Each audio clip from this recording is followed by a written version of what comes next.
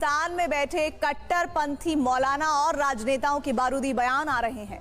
मौलाना साद रिजवी जैसे नफरती मौलानाओं ने पूरे पाकिस्तान को जिहाद की फैक्ट्री बना दिया है। जैसे जैसे हमास का सफाया हो रहा है, पाकिस्तानी मौलाना बौखलाते हुए जा रहे हैं।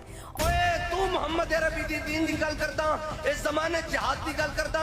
ओए जे तुसा नहीं करना तो फिर मुल्क दे बजट कई तो खांदे हो, फिर ए वर्दियां ते फुल कादे वास्ते लाए ने, ए ला के सानू पवा दियो। देखना जे शाम तक इसराइल ते टुकड़े ना होके तक गल कर। कदों तक अपने पीछे टां गड्डियां कर दियां लांदे जाओगे? कदों तक इन्हां जवानां नू अपने बटमैन रखोगे? कदों तक जाती गनमैन ते जाती जनाब घर दे माली ते कदों तक बनाओगे यार? आखिर एक दिन तो भी सोच दें क्यों असी कादे वास्ते भर्ती होए सी, साडा G3 इतिहाद कादे वास्ते रखाया सी, सानू इतनी ट्रेनिंगां कादे वास्ते दित्तियां सन। कश्मीर भी लुट गया, तुहाडे जो सिर होते जनाब जो कानों ते नहीं रहेंगी। आज गजा दे बच्चे और जनाब कायनात की बड़ी दहशतगर्दी।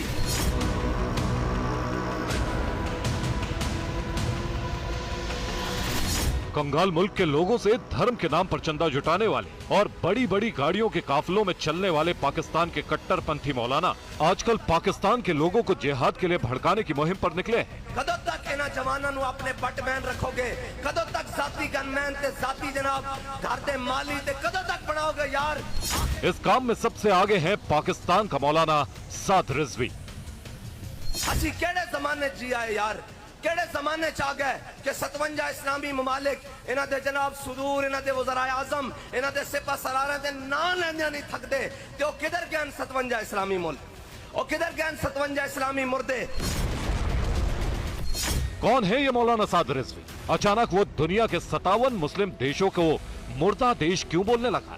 हजारों की भीड़ के आगे खड़े होकर पाकिस्तान के भूख से बिलखते लोगों को जिहाद के नाम पर मर जाने के लिए क्यों उकसाने लगा? ये आपको पता चलता है। उसी मकसद से मौलाना साद पाकिस्तान के लोगों को जिहाद करने के लिए उकसा रहा है।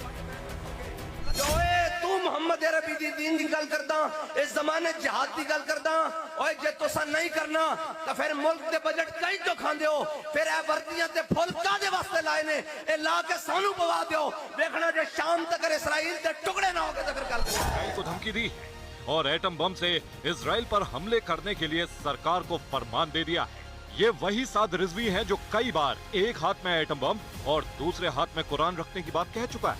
कुरान को दाएं हाथ में उठाओ और एटम बम वाले बक्से को बाएं हाथ में उठाओ और पूरी काबीना भर के स्वीडन ले जाओ और जाकर कहो कि हम कुरान के तहफ़्फ़ुज़ के लिए आए हैं। सारी कायनात की नेमतें। पाकिस्तान का एटम बम सुरक्षित हाथों में नहीं है, ये बात अमेरिका के राष्ट्रपति अमेरिका की संसद तक में कह चुके हैं। लेकिन अब पाकिस्तान के मौलाना एटम बम का बक्सा हाथ में उठाने को कह रहे हैं।